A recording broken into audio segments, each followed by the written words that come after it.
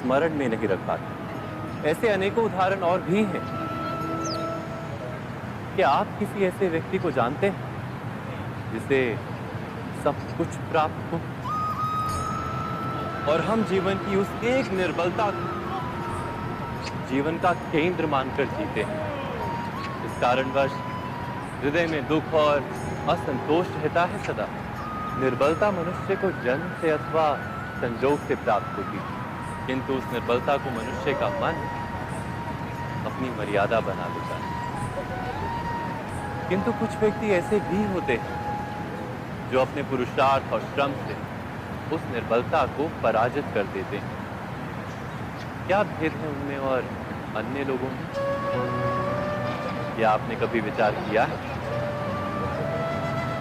सरल सा उत्तर है इसका।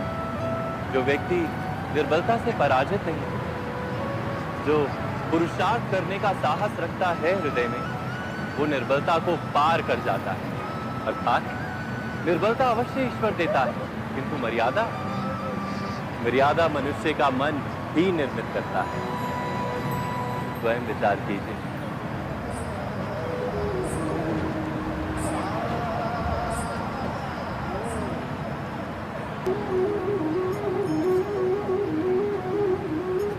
भविष्य का दूसरा नाम है संघर्ष।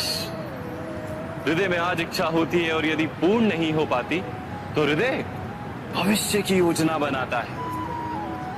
भविष्य में इच्छा पूर्ण होगी ऐसी कल्पना करता रहता है, किंतु जीवन ना तो भविष्य में है ना अतीत में। जीवन तो इस क्षण का नाम है, अर्थात इस क्षण का अनुभव ही जीवन का अनुभव। पर हम ये जानते हुए भी इतना सा सत्य समझ नहीं पाते। या तो हम बीते हुए समय के स्मरणों को घेर कर बैठे रहते हैं, या फिर आने वाले समय के लिए हम योजनाएं बनाते रहते हैं और जीवन जीवन बीत जाता है। एक सत्य यदि हम हृदय में उतार लें कि ना हम भविष्य देख सकते हैं, ना ही भविष्य निर्मित कर सकते हैं, हम तो केवल धैर्य और साहस के साथ भविष्य को आलिंगन दे सकते हैं, स्वागत कर सकते हैं भविष्य का। तो क्या जीवन का हर पल जीवन से नहीं भर जाएगा? स्वयं विचार कीजिए।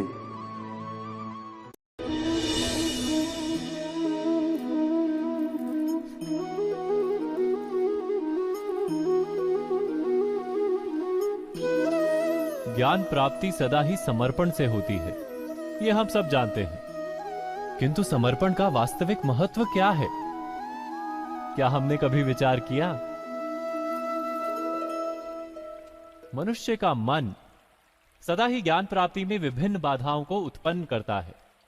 कभी किसी अन्य विद्यार्थी से ईर्ष्या हो जाती है, कभी पढ़ाए हुए पाठों पर संदेह जन्मता है और कभी गुरु द्वारा दिया गया दंड मन को अहंकार से भर देता है। नहीं, क्या ऐसा नहीं होता? न जाने कैसे कैसे विचार मन को भटकाते हैं और मन की इसी अयोग्य स्थिति के कारण हम ज्ञान प्राप्त नहीं कर पाते। मन की योग्य स्थिति केवल समर्पण से निर्मित होती है। समर्पण मनुष्य के अहंकार का नाश करता है। ईर्ष्या, महत्वाकांक्षा आदि भावनाओं को दूर कर हृदय को शांत करता है और मन को एकाग्र करता है। वास्तव में ईश्वर की सृष्टि में ना ज्ञान की मर्यादा है, ना ज्ञानियों की। गुरु दत्तात्रेय ने तो गाय और श्वान से भी ज्ञान प्राप्त कर लिया था। अर्थात विषय ब्रह्म ज्ञान का हो या जीवन के ज्ञान का या गुरुकुल में प्राप्त होने वाले ज्ञान का, उसकी प्राप्ति के लिए गुरु से अधिक महत्व है उस गुरु के प्रति हमारा समर्पण। क्या यह सत्य नहीं?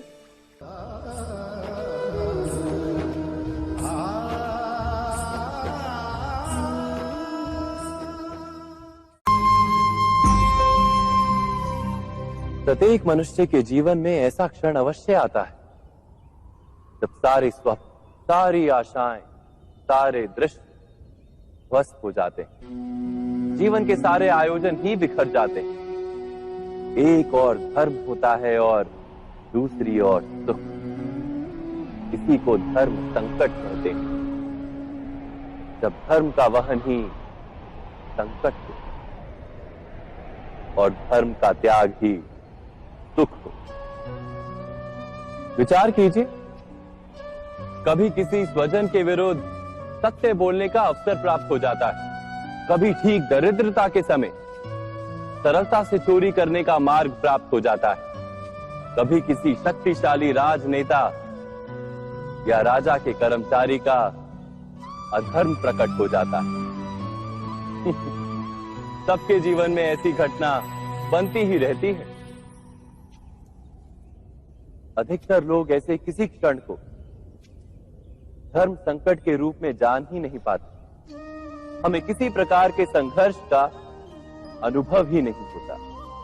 सहजता से सुख की ओर खींचे चले जाते हैं, जैसे मक्खी गुड़ की ओर खींची चली जाती। वास्तव में धर्म संकट का क्षण ईश्वर के निकट जाने का क्षण होता है। यदि हम संघर्षों से भयभीत ना हो, सुख की ओर आकर्षित ना हो, अपने धर्म पर दृढ़ रहे, तो ईश्वर का साक्षात्कार दूर नहीं।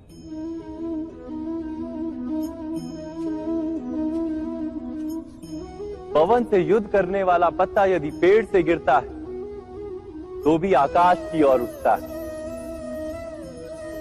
पवन से झुकने वाली घास वहीं भूमि पर रह जाती। अर्थात धर्म संकट से यदि हम संकट को ही टाल दें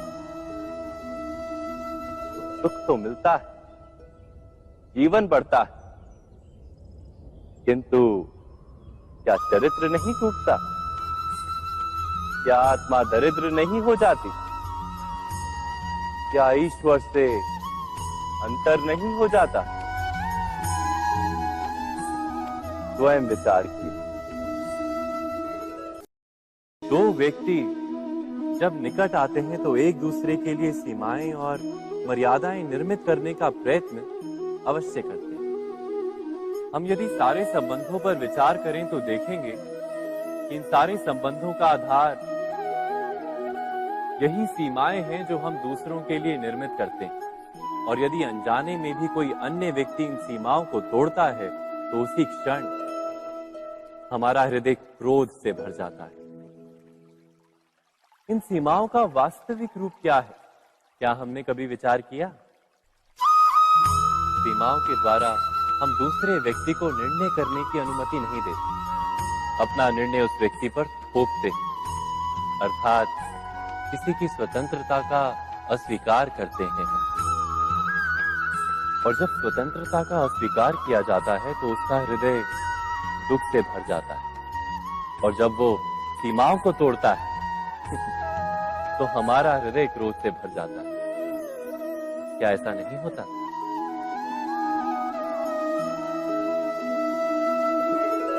पर यदि एक दूसरे की स्वतंत्रता का सम्मान किया जाए तो किसी मर्यादाओं या सीमाओं की आवश्यकता ही नहीं होती। अर्थात जिस प्रकार स्वीकार किसी संबंध का देह है, क्या वैसे ही स्वतंत्रता किसी संबंध की आत्मा नहीं? स्वयं विचार कीजिए। सबके जीवन में ऐसा प्रसंग अवश्य आता है कि सत्य कहने का निश्चय होता है हृदय में, किंतु मुख से सत्य निकल नहीं पाता। कोई भय मन को घेर लेता है। किसी घटना अथवा प्रसंग के बारे में बात करना या फिर स्वयं से कोई भूल हो जाए उसके बारे में कुछ बोलना, क्या ये सत्य है? नहीं, ये तो केवल तथ्य है। अर्थात जैसा हुआ था वैसा केवल बोल देना सामान्य सी बात है। किंतु कभी कभी उस तथ्य को बोलते हुए भी भय लगता है। कदाचित किसी दूसरे की भावनाओं का विचार आता है मन, दूसरे को दुख होगा ये भय भी शब्दों को रोकता है। तो ये सत्य क्या है? क्या हमने कभी विचार किया है? जब भय रहते हुए भी कोई तथ्य बोलता है तो वो सत्य कहलाता है। वास्तव में सत्य कुछ और नहीं, केवल निर्भयता का दूसरा नाम है। और निर्भय होने का कोई समय नहीं होता, क्योंकि निर्भयता आत्मा का स्वभाव है। अर्थात क्या प्रत्येक क्षण सत्य बोलने का क्षण नहीं होता?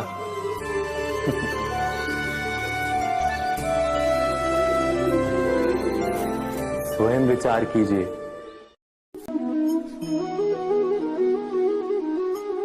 श्रेष्ठता का क्या अर्थ है?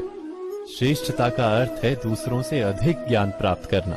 अर्थात मूल्य इस बात का नहीं कि स्वयं कितना ज्ञान प्राप्त किया, मूल्य इस बात का है कि प्राप्त किया हुआ ज्ञान अन्य लोगों से कितना अधिक है। अर्थात श्रेष्ठता की इच्छा ज्ञान प्राप्ति को भी एक स्पर्धा बना देती है। और स्पर्धा में विजय अंतिम कब होती है?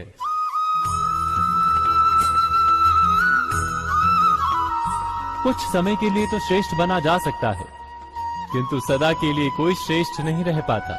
फिर वही असंतोष, पीड़ा और संघर्ष जन्म लेता है। किंतु श्रेष्ठ बनने के बदले यदि उत्तम बनने का प्रयत्न करें तो क्या होगा?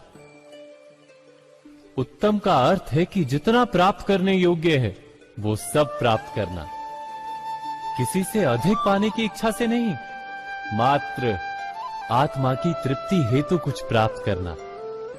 उत्तम के मार्ग पर किसी अन्य से स्पर्धा नहीं होती, स्वयं अपने आप से स्पर्धा होती है।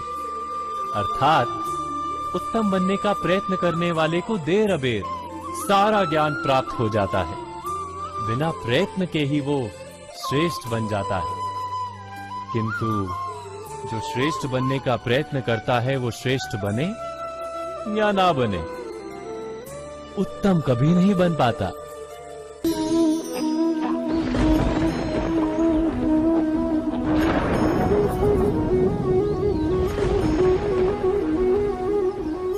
सपनों और पूर्वाभासों के आधार पर हम भविष्य के सुख दुख की कल्पना करते हैं। भविष्य के दुख का कारण दूर करने के लिए हम आज योजना बनाते हैं। किंतु कल के संकट को आज निर्मूल करने से हमें लाभ मिलता है या हानि पहुंचती है? ये प्रश्न हम कभी नहीं करते। सत्य तो ये है कि संकट और उसका निवारण साथ जनते हैं, व्यक्ति के लिए भी और सृष्टि के लिए भी। नहीं, आप अपने भूतकाल का स्मरण कीजिए, इतिहास को देखिए, आप तुरंत ही ये जान पाएंगे कि जब जब संकट आता है तब तब उसका निवारण करने वाली शक्ति भी जन्म लेती है। यही तो जगत का चलन है।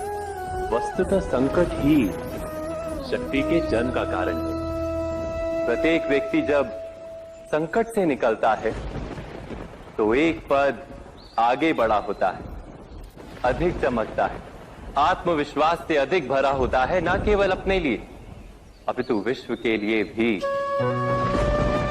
क्या ये सत्य नहीं?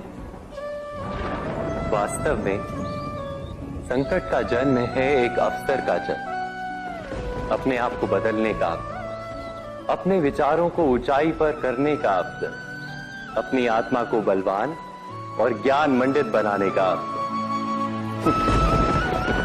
जो ये कर पाता है उसे कोई संकट नहीं होता, किंतु जो ये नहीं कर पाता वो तो स्वयं एक संकट है विश्व के लिए।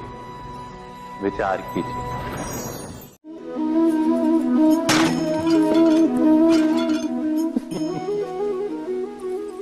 कभी कभी कोई घटना मनुष्य के जीवन की सारी योजनाओं को तोड़ देती और मनुष्य उस आघात को अपने जीवन का केंद्र मान लेता। पर क्या भविष्य मनुष्य की योजनाओं के आधार पर निर्मित होते हैं? नहीं, जिस प्रकार किसी ऊंचे पर्वत पर सर्वप्रथम चढ़ने वाला उस पर्वत की तलाई में बैठकर जो योजना बनाता है, क्या वही योजना उसे उस पर्वत की चोटी तक पहुंचाती है?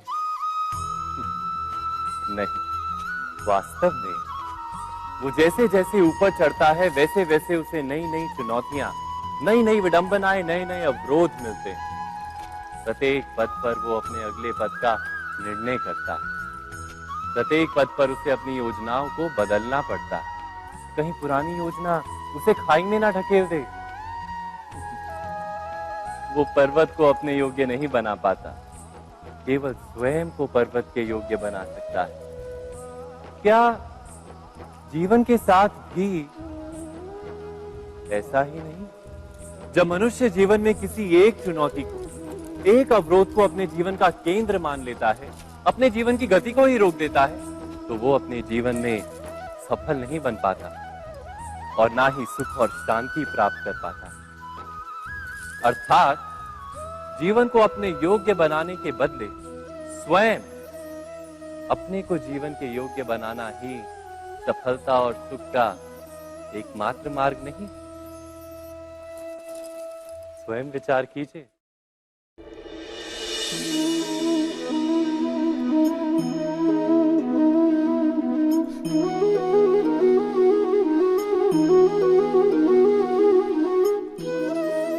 जीवन का हर क्षण निर्णय का क्षण होता है।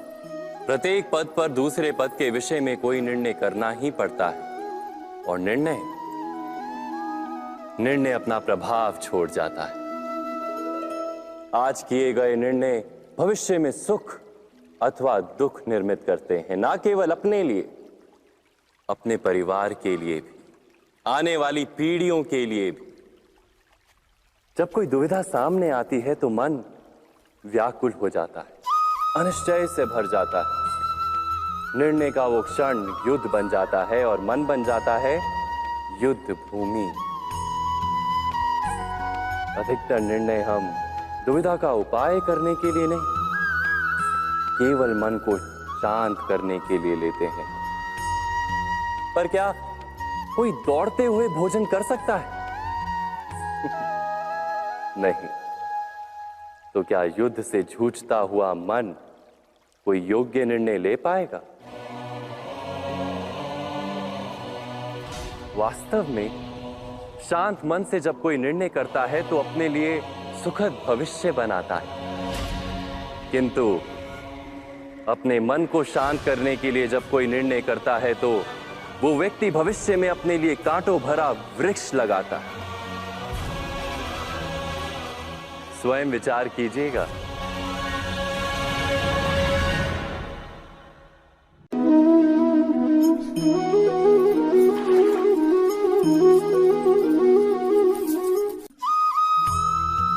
जीवन में आने वाले संघर्षों के लिए जब मनुष्य स्वयं को योग्य नहीं मानता, जब उसे अपने ही बल पर विश्वास नहीं रहता, तब वो सद्गुणों को त्याग कर दुर्गुणों को अपनाता है।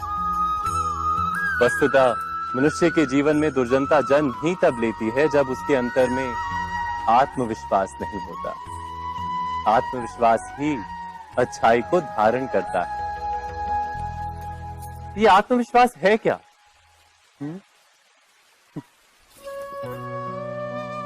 जब मनुष्य ये मानता है कि जीवन का संघर्ष उसे दुर्बल बनाता है, तो उसे अपने ऊपर विश्वास नहीं रहता। वो संघर्ष के पार जाने के बदले संघर्ष से छूटने के उपाय ढूंढने लगता है। किंतु जब वो ये समझता है कि ये संघर्ष उसे अधिक शक्तिशाली बनाते हैं, ठीक जैसे व्यायाम करने से देह की शक्ति बढ़ती, तो प्रत्येक संघर्ष के साथ उसका उत्साह बढ़ता है। अर्थात आत्मविश्वास और कुछ भी नहीं, मन की स्थिति, जीवन को देखने का दृष्टिकोण मात्र है। और जीवन का दृष्टिकोण तो मनुष्य के अपने वश में होता है। स्वयं विचार कीजिए।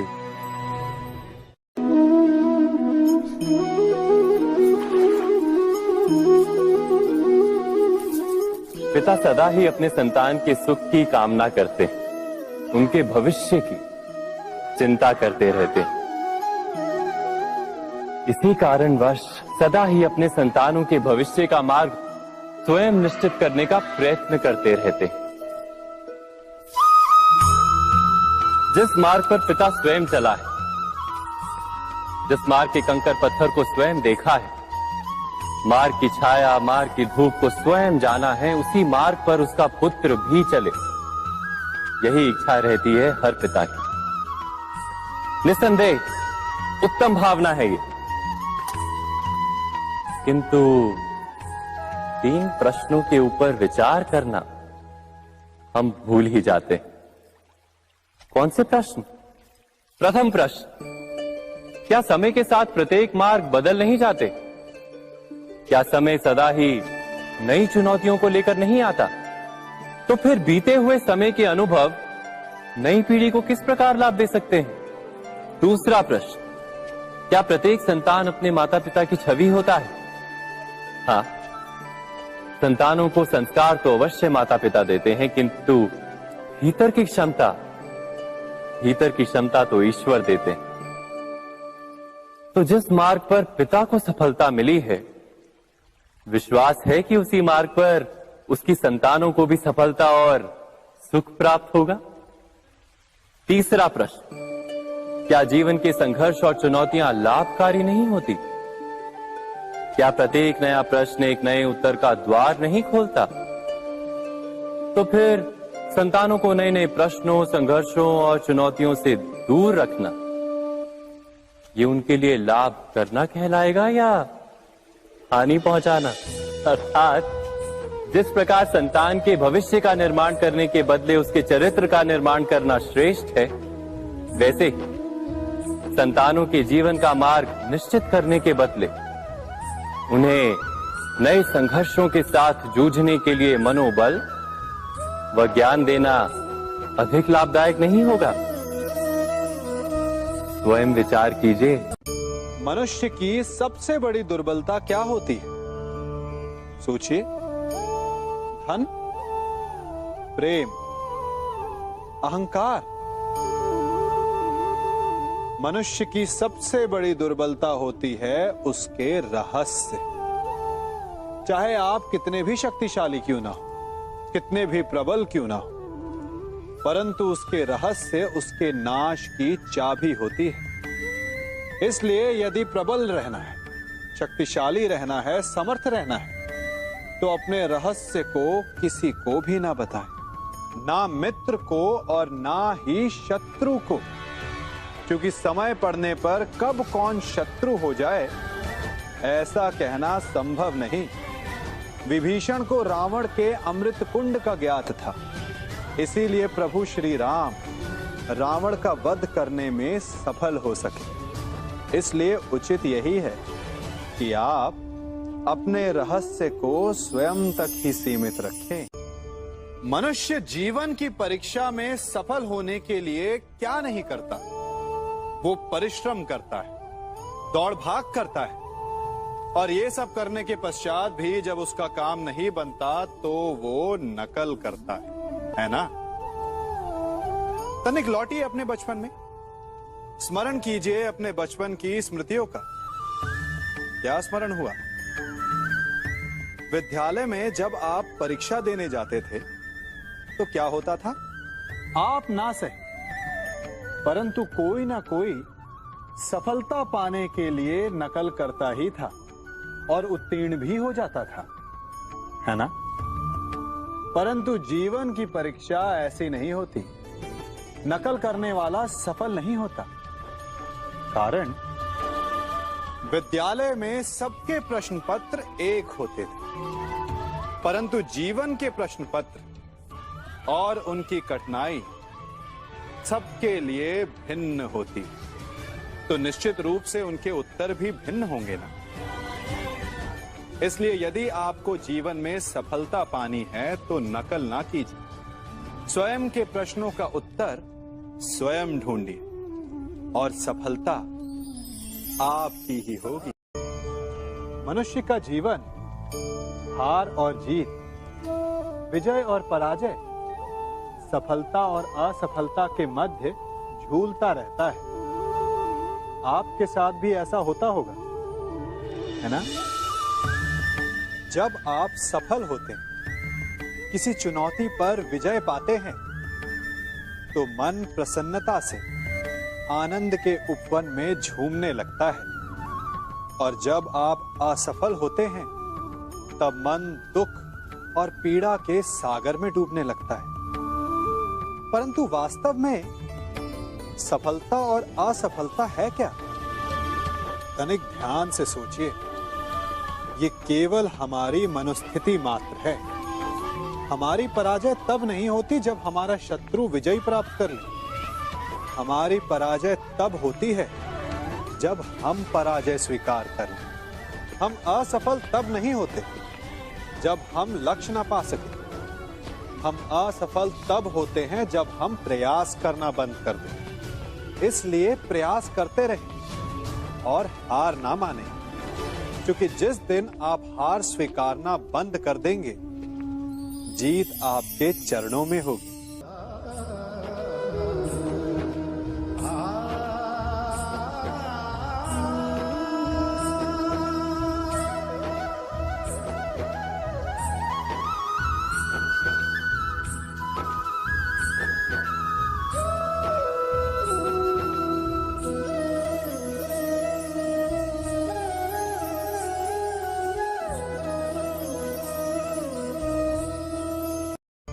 आप सबने बरगद के वृक्ष को तो देखा ही होगा। क्या आपको ज्ञात है, बरगद के वृक्ष के बीज का आकार राई से भी छोटा होता है, परंतु बरगद का वृक्ष संसार के महाकाय वृक्षों में जाना जाता है।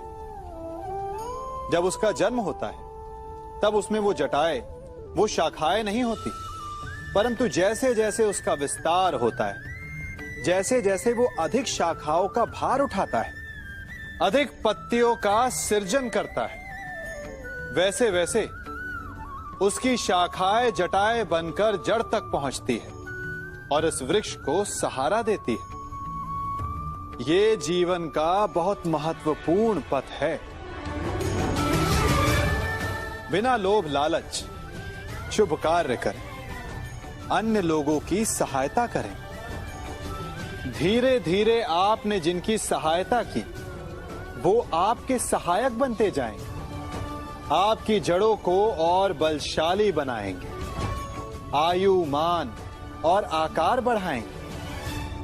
सहजीवन, सहायता और निष्काम कर्म आपको मृत्यु के पश्चात भी मरने नहीं देगा, आपको अमर रखेगा। हमारा शरीर प्रकृति का एक महान आविष्कार है। इससे जटिल संरचना संसार में और कोई नहीं। हमारा शरीर जितना जटिल है, यदि इसे ठीक से जाना जाए, तो इससे अधिक सरल ज्ञान देने वाला और कोई नहीं। हमारे शरीर में पंच इंद्रियां होती हैं, जो हमें भाव, गुण और वस्तुओं का बोध कराती हैं। हमारे पास आंखें हैं, नाक है, स्पर्श के लिए त्वचा है, कान है और जीभा है। सबका भिन्न भिन्न कार्य है। आंखों से देखना, कानों से सुनना, नथनों से श्वास लेना, त्वचा से स्पर्श करना और जीभा से स्वाद लेना। परंतु क्या आपने कभी सोचा कि प्रकृति ने हमें 2 आंखें दी, 2 नथने दी, 2 कान दी, स्पर्श के लिए ये पूरा शरीर दिया, परंतु जीभा केवल 1 दी? ऐसा क्यों? क्योंकि प्रकृति चाहती है कि हम देखें अधिक, सुने अधिक और ज्ञान अधिक अर्जित करें, बोले कम। क्योंकि अधिक वाचाल नाश को निमंत्रण देता है। स्मरण रखिएगा।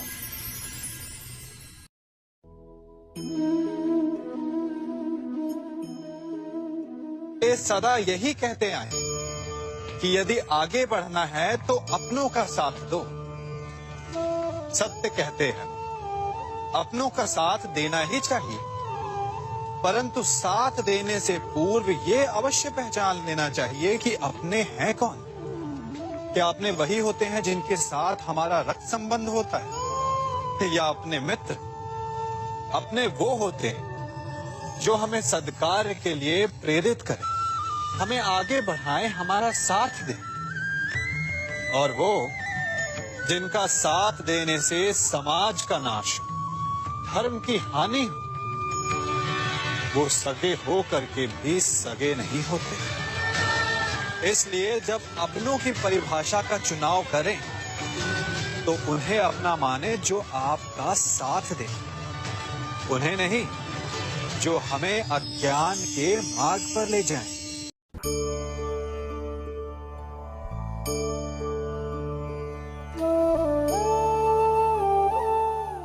आप जिनसे प्रेम करते हैं, सदा उनके समीप रहना चाहते हैं, नहीं चाहते कि कभी अपनों से दूर होना पड़े, बिछड़ना पड़े। परंतु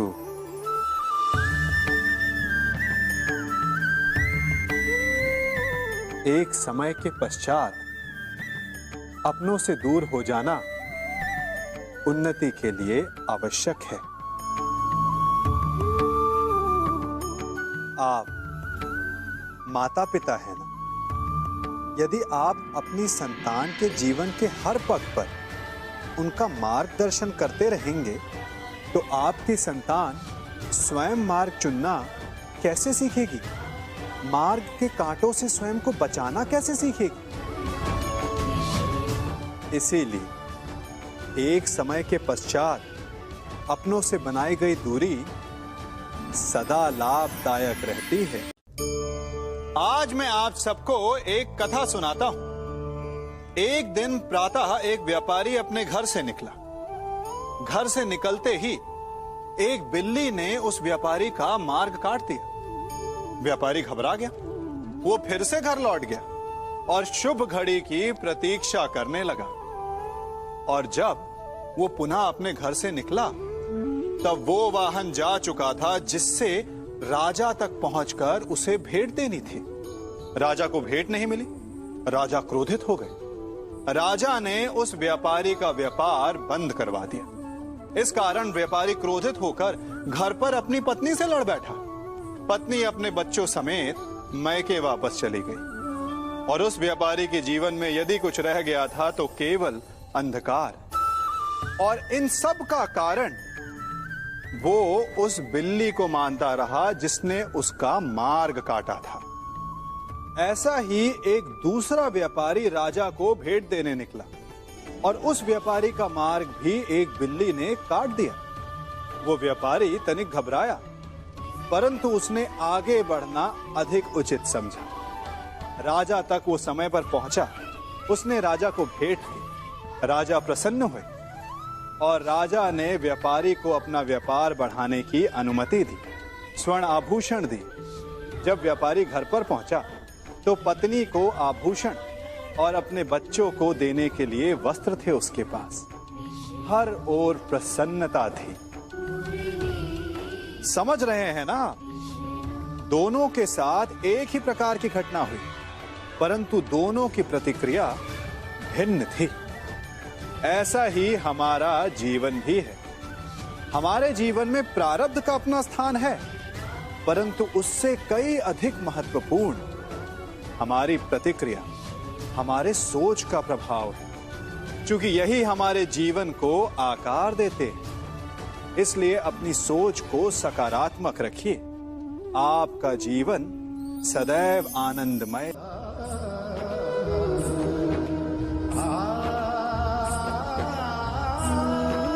हम सभी अपने जीवन में कोई ना कोई कार्य करते हैं। कार्य करते हैं तो थकान की अनुभूति होती है और यदि थकान ना उतरे तो कार्य करने का मन नहीं करता। हम आशा करते हैं कि कदाचित एक दिन में 24 के स्थान पर 26 घंटे होते तो आराम करने के लिए हमें और अधिक समय मिल जाता। हमें ऐसा अनुभव होता है कि हम बहुत अधिक कार्य कर रहे हैं, है ना? परंतु क्या आपने कभी सोचा है कि जो लोग संसार में सफल हैं, उनके पास भी सफल होने के लिए दिन में केवल 24 घंटे थे? तो फिर वो सफल क्यों है? इसका एक छोटा सा रहस्य है। वो कार्य चुनते हैं जो उन्हें प्रिय है, जिसे करने में उन्हें आनंद आता है। उन्हें लगता ही नहीं कि वो कार्य कर रहे हैं, उन्हें लगता है कि वो प्रतिपल आनंद मना रहे। और जब आप आनंद मनाते हैं तो थकान कैसी? इसलिए यदि आप जीवन में कोई भी कार्य करें तो वो आपके मन को भाना चाहिए, या जो कार्य आप कर रहे हैं उसे अपने मन को भा देने दो। सफलता आपको मिलेगी।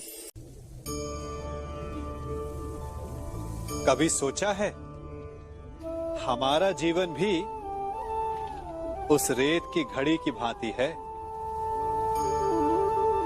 जो रेत नीचे गिर चुकी है वो हमारा अतीत है, जो अब भी ऊपर है वो हमारा आने वाला भविष्य है, और वर्तमान ये संकुचित स्थल है जहां से धीरे धीरे करके रेत गिर रही है। अर्थात हमारे पास जीने के लिए यही एक क्षण है। उसका उपयोग कैसे करना है ये हम पर निर्भर करता है। जो बीत गया उसका दुख मनाना है, या जो भविष्य में होने वाला है उसकी प्रतीक्षा में क्रोध करना है। सब कुछ करने के लिए यही एक क्षण है। प्रसन्न रहना है तो उसके लिए भी यही एक पल है। प्रतीक्षा करते रहोगे तो ये पल भी भूतकाल में बदल जाएगा। इसलिए आनंद के लिए, परोपकार के लिए प्रतीक्षा ना कीजिए। आपके पास जो पल है उनका भरपूर सदुपयोग कीजिए, क्योंकि इस घड़ी को पलटकर आप फिर से समय अवश्य गिन सकते हैं, परंतु अपना बीता हुआ समय आप वापस नहीं लौटा पाएंगे।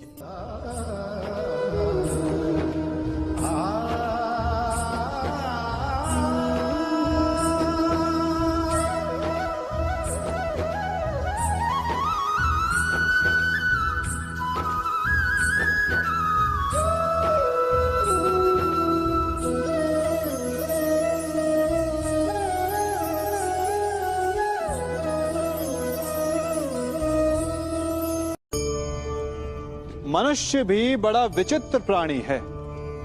अपनों से नीचे के स्तर के लोगों को वो हे दृष्टि से देखता है, उनका उपहास उड़ाता है, उनसे बार बार कहता है कि तुम्हारा कुछ नहीं हो सकता, तुम भविष्य में कुछ नहीं कर पाओगे।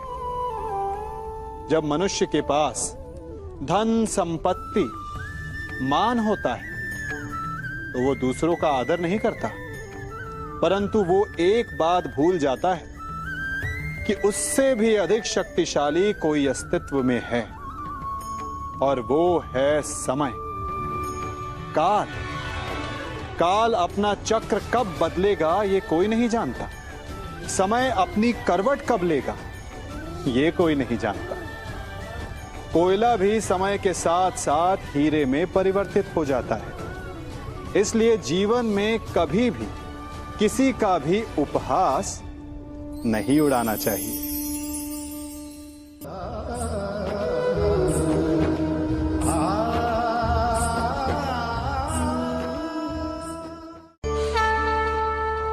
गर्व, अभिमान और अहंकार, ये तीनों सुनने में एक जैसे लगते हैं, परंतु तीनों का अर्थ भिन्न होता है और परिणाम भी। तीनों का आरंभ प्रेम से होता है। स्वयं से प्रेम, परिश्रम हमारे मन में गर्व को जन्म देता है, और सफलता अभिमान जगाती है। यहां तक ठीक है, परंतु जब ये भावना अहंकार बन जाती है तब वो समस्या बन जाती है, क्योंकि सबसे बुरा अंत अहंकारी का ही होता है। परंतु मनुष्य के लिए पहेली यही है कि पहचाना कैसे जाए कि अहंकार जग गया है और उसका दमन आवश्यक है। इसका उत्तर मैं नहीं, आपका मन देगा। जब तक आप स्वयं से प्रसन्न हैं, जब तक आप सबसे ऊंचा उठने का प्रयास कर रहे हैं, तब तक ठीक है। परंतु जब आपके मन में दूसरों को नीचा समझने का भाव आ जाए तो सावधान हो जाइए, क्योंकि यही अहंकार है जो वास्तव में आपको हीन कर रहा है।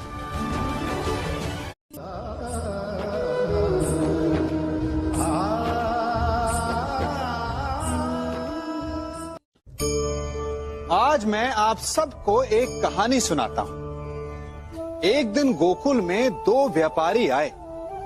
एक व्यापारी शहद का था, बड़ा मीठा शहद था उसका, परंतु वो गोकुल में टिक नहीं पाया। उसके व्यापार ने घाटा खाया और शीघ्र ही वो गोकुल छोड़कर चला गया।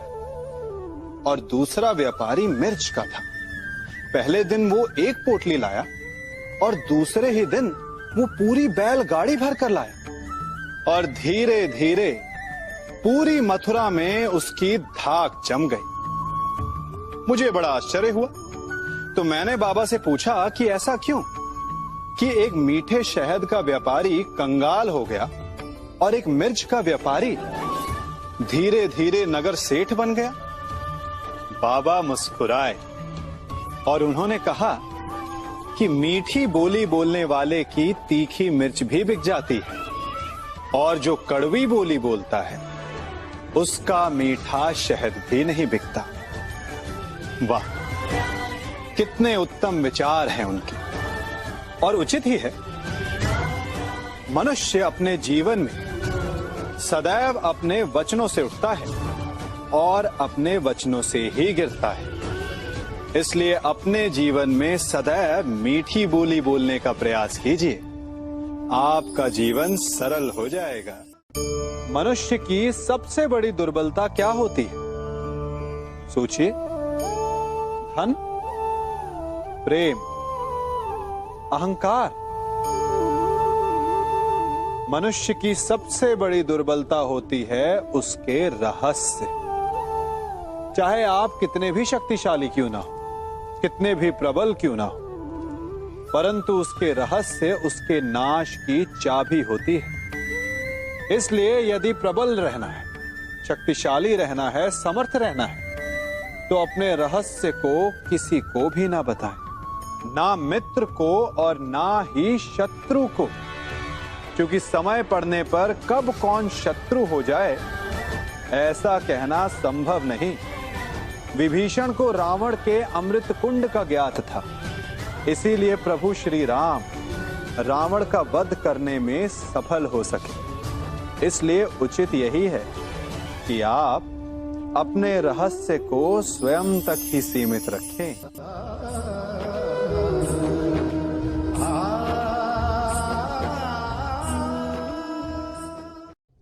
युवा अवस्था भी हमारे जीवन का कितना सुंदर काल होता है ना।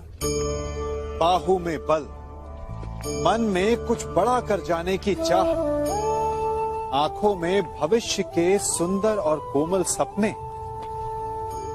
और इसी अवस्था में मनुष्य के भीतर पनपता है प्रेम। किसी को देखकर उस पर मन मोहित हो जाता है और फिर मनुष्य अपना सब कुछ उस पर न्यौछावर कर देना चाहता है। फिर प्रेम की परिणति होती है विवाह में। क्यों? सबको अपने खट्टे मीठे संस्मरण स्मरण हुआ है ना। परंतु यहीं से अधिकतर माता पिता और संतान के मध्य विचारों का विरोध प्रारंभ हो जाता है। संतान को लगता है कि उसका चुना जीवन साथी ही उसके लिए उपयुक्त है, और माता पिता को लगता है कि संतान अनजाने में भूल कर रही है। संतान का तर्क होता है कि उसे विवाह किससे करना है, ये उसका अधिकार है। और माता पिता का तर्क ये होता है कि अब भी जीवन साथी चुनने की समझ संतान में है ही नहीं। तो इस अवरोध को काटा कैसे जाए, उचित निर्णय कैसे लिया जाए? इसका एक ही मार्ग है, अपने उत्तरदायित्व का भान और अपनों से बड़ों के मापदंडों का भान। विवाह करने से पूर्व ये जान लेना आवश्यक है कि विवाह केवल अपने प्रेम को पाने का मार्ग नहीं है, अपितु विवाह से जीवन का एक नया द्वार भी खुलता है और हर नए जीवन के साथ नए उत्तरदायित्व भी होते हैं। और यदि इन उत्तरदायित्वों को समझकर निर्णय लिया जाए तो विश्वास कीजिए, आपका दाम्पत्य जीवन आनंद से भरा रहेगा और आपको कभी यह पछतावा नहीं होगा कि आपने कोई अनुचित निर्णय लिया।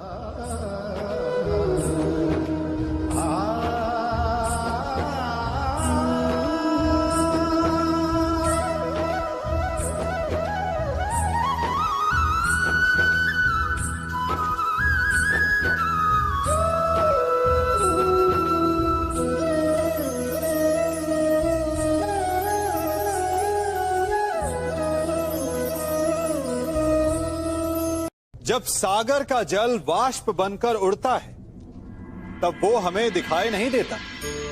मेघ उस जल को अपने भीतर छिपा लेते हैं, लंबी यात्रा करते हैं, प्रयास करते हैं कि वो जल सदा उनके भीतर छिपा रहे। परंतु जब वायु का वेग उन्हें उड़ाकर किसी पर्वत से ले जाकर के टकरा देता है तब उन मेघों को बरसना ही पड़ता है, क्योंकि यही नियति है, यही प्रकृति है।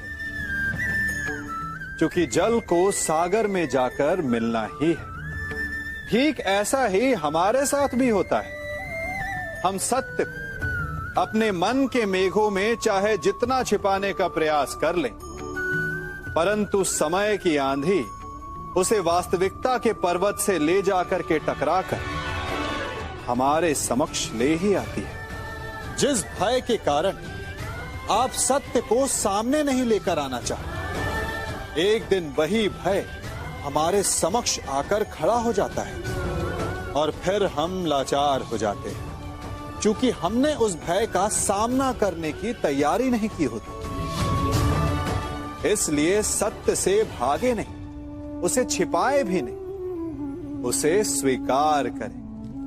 भविष्य की बड़ी विपत्ति से बच जाएंगे।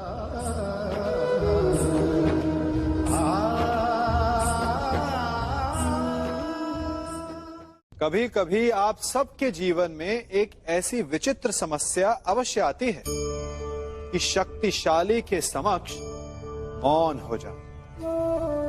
कि उस शक्तिशाली से विवाद करने से बचने के लिए आप मौन रह जाते। मानता हूं, ऐसा करने से आप एक विवाद से बच जाते, एक संघर्ष से बच जाते। परंतु ऐसा बचाव एक बड़े संघर्ष को जन्म दे देता है। कैसे? हमारा मौन रहना अनजाने में उसका समर्थन बन जाता है और वो स्वयं को अधिक शक्तिशाली अनुभव करता है और यहां से हमारा दमन प्रारंभ हो जाता है। एक के बाद एक हम अन्याय में अनचाहे रूप से सम्मिलित होते चले जाते हैं। तो इसका तोड़ क्या है?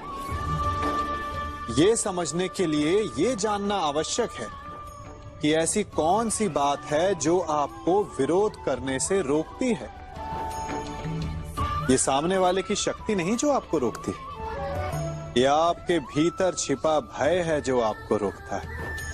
हाँ, कभी कभी भय आपकी सुरक्षा अवश्य कर सकता है, परंतु साथ साथ ये भी जानना आवश्यक है कि ये भय ही है जो आपको मौन भी रखता है। इसलिए अपने मन से भय को निकालिए और खुलकर अनीति का, अन्याय का विरोध कीजिए और फिर देखिएगा आपका मन कितना मुक्त, कितना हल्का अनुभव करेगा।